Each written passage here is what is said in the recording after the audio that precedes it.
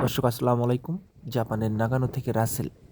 আজকে আপনাদেরকে আমি ঘুরিয়ে দেখাবো জাপানের এই স্বর্ণ মন্দিরটি এবং আমার সঙ্গে আমার জাপানিজ ৩ জন কলিগও রয়েছে। চলুন দেখে আসি জাপানের এই স্বর্ণ মন্দিরটিকে। ও আমার জাপানিজ কলিগ তার স্পোর্টস お、কার かっこいい。নিয়ে আসে। お、いいね。প্রথমে আমরা গাড়ির মধ্যে তার স্পোর্টস কারটাকে একটু ভালো করে দেখে নেই। সত্যিই তার গাড়িটাও অসাধারণ ছিল, নিশানের জেড-টিআর। এই গাড়িতে করে আজকে আমরা こ সারাদিন れ、い ঘুরবো つ作ったの？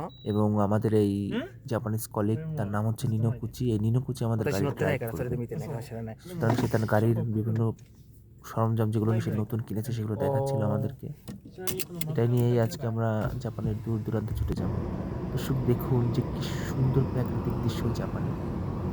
একটা লেক সাইড ভিউ এবং পাহাড়, যেখানে পাহাড়ের সঙ্গে আকাশ মিশে আছে এবং তার পাশ থেকেই সমুদ্রের ঝর্ণার পানি প্রবাহিত হচ্ছে।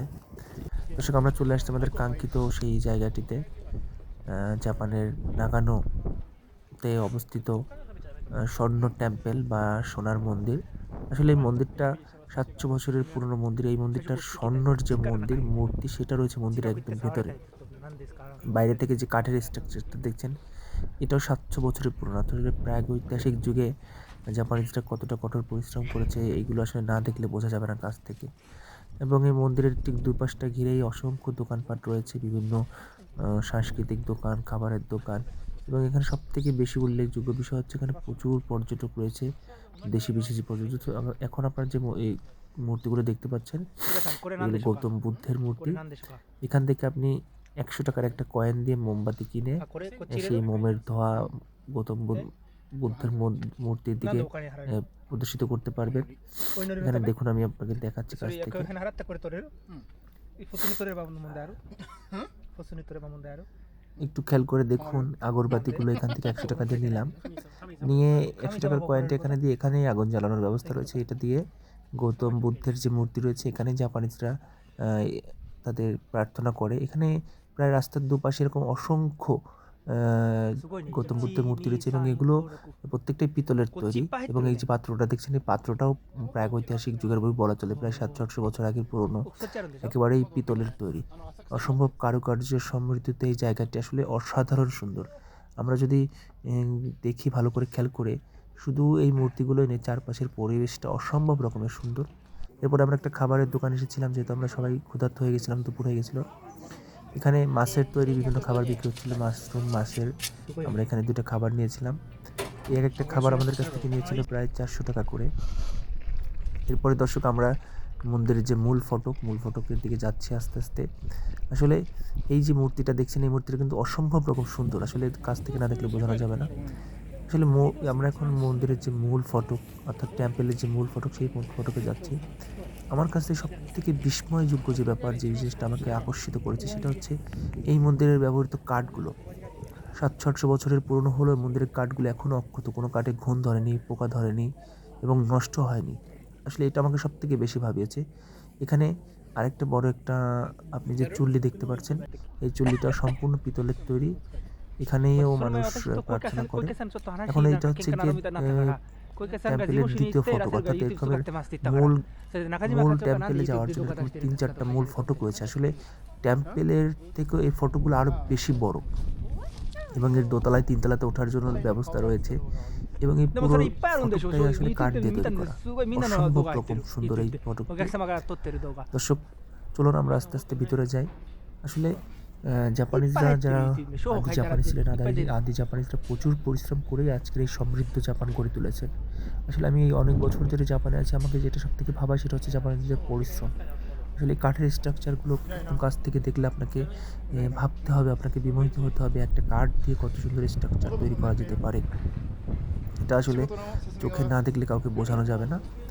আসলে এখানে অসংখ্য মানুষের ভিড়, অসংখ্য মানুষের ভিড়। এখানে আরও একটা নতুন একটা স্ট্রাকচারের কাজ চলছে, সম্ভবত শপিং কমপ্লেক্সের মতো কিছু একটা হবে মন্দিরের সামনেই। এজন্য এখানে বাউন্ডারি আটকে দেওয়া আছে। এই যে ছোট্ট একটা দোকান, এই দোকানে প্রচুর ভিড়। এখানে মন্দিরে নানা সরঞ্জাম বিক্রি হয়। মন্দিরে বিভিন্ন রকম জিনিস বিক্রি হয়। দর্শক দেখুন, আমি ওই যে আপনাকে কিছুক্ষণ আগে বলেছিলাম, আমরা যে এখানে যে আগরবাতিগুলো বিক্রি হয় এই আগরবাতিগুলো কিনে এখানে এই আগরবাতিটাকে মাঝখানে ফেলে দিবে এই বড় পাত্রটার মধ্যে ফেলে দেবে, ফেলে দিয়ে যে ধোঁয়া বের হবে, এই ধোঁয়া আগরবাতির ধোঁয়া ওরা গায়ে মাখবে। জাপানিজরা মনে করে এই আগরবাতির ধোঁয়া গায়ে মাখলে পবিত্রতা আসে এবং এটা গৌতম বুদ্ধের থেকে প্রাপ্ত একটা আত্মশুদ্ধির জায়গা। সুতরাং এখানে জাপানিজরা এসে এই আগরবাতি প্রজ্বলন করে এবং নিজেদের মনের আশা আকাঙ্ক্ষা প্রকাশ করে। দেখুন এখানে যে একটা জাপানিজ মেয়ে এবং একজন জাপানিজ মহিলা এবং ভদ্রমহিলা, যে একজন বিদেশিও আছে এখানে। এই বিদেশি এখানেও সেও নিজে একজন আগরবাতি প্রজ্বলন করেছেন এবং সে এখানে আগরবাতি দিয়েছেন। এই যে ধোঁয়া বের হচ্ছে, এই ধোঁয়াই আসলে মানুষ, দেখুন একজন বয়স্ক জাপানিজ তিনি ওইখানে ফেলে দিলেন এবং ফেলে দিয়ে যে ধোঁয়া বের হবে, এই ধোঁয়াই ওরা গায়ে মাখবে। এটাই হচ্ছে এদের আত্মশুদ্ধির জায়গা। এই বিশ্বাস নিয়েই লালন করে জাপানিজরা। অনেকে মনে করেন জাপানিজরা আসলে কোনো ধর্ম নেই। আসলে জাপানিজরা বিভিন্ন ধর্মের অনুসারী হলেও সবথেকে বেশি হচ্ছে গৌতম বুদ্ধের অনুসারী। আমি একেবারে ভিতরে দেখানোর চেষ্টা করছি, ভিতরে অনেক ধোঁয়া, দেখুন এই ধোঁয়া উনি গায়ে মাখতেছেন। এরপরেই আমরা সেই আকাঙ্ক্ষিত জায়গাটি, মূল ফটক, সেই মূল ফটকের দিকে আমরা ঢুকে যাচ্ছি। এইটা হচ্ছে মন্দিরের মূল গেট। এই গেট থেকে আসলে আমরা উপরে উঠতেছি। এখানে একটা উল্লেখযোগ্য বিষয় হচ্ছে, এরপরে হয়তো আপনাদের ক্যামেরা দিয়ে মন্দিরের ভিতরে খুব বেশি দেখানোর সুযোগ নেই, কারণ এখানে ছবি তোলা, ভিডিও করা সম্পূর্ণ নিষিদ্ধ। এই যে এইখানে যে ছোট্ট একটা পাত্র দেখছেন, এখানেও আপনি টাকা দান করতে পারবেন। এটা একটা দান বাক্স, এখানে চারদিকে অনেক ছিদ্র আছে। এই যে আপনাকে দেখাচ্ছে, এই ছিদ্রের মধ্যে আপনি টাকা রাখতে পারবেন। এরপরেই আমাদের আসলে এই যে মন্দিরের মূল ফটক, এখান থেকে আসলে ক্যামেরা নিষিদ্ধ। আমার এই জাপানিজ বন্ধু আমাকে দেখালো যে দেখ এখানে ক্যামেরা নিষিদ্ধ। এইটা হচ্ছে সেই স্বর্ণ মন্দির মূল কাঙ্ক্ষিত জায়গা। এরপরে আমরা বাইরে চলে এসেছি। বাইরে এসে আসলে আমি কাঠগুলোকে দেখানোর চেষ্টা করতেছিলাম কাছ থেকে। আসলে কাঠগুলো কি অসাধারণভাবে দাঁড়িয়ে আছে, 700-800 বছর ধরে এই কাঠগুলোর কিছুই হয়নি। দেখুন এইটা আমাকে সবথেকে বেশি ভাবিয়েছে, আসলে এই কাঠগুলো কি নিখুঁত এবং কাঠগুলো আসলে কীভাবে তৈরি করেছে, যে শত শত বছর ধরে দাঁড়িয়ে আছে। এটা থেকে হচ্ছে মন্দিরের বাইরের অংশ দেখার জায়গা। এখানে আসলে আমরা একেবারে পরন্ত দুপুরে গিয়েছিলাম, তখন একটু মানুষ কম ছিল। আমাদের এই যে জাপানিজ বন্ধু মিনোকুচি এবং আমার আরেকটা জাপানিজ ফ্রেন্ড, ওর নাম হচ্ছে গিয়ে ইকেদা, আমরা এই তিনজন একসঙ্গে গিয়েছিলাম। এরপরে আমরা একেবারে আমাদের যখন ভ্রমণ শেষ হলো, আমরা স্টেক খেয়েছিলাম, গরুর মাংসের স্টেক। গরুর মাংসের যে অগি বিফ বলে, অগি বিফটাকে আমরা খেয়েছিলাম সবাই মিলে।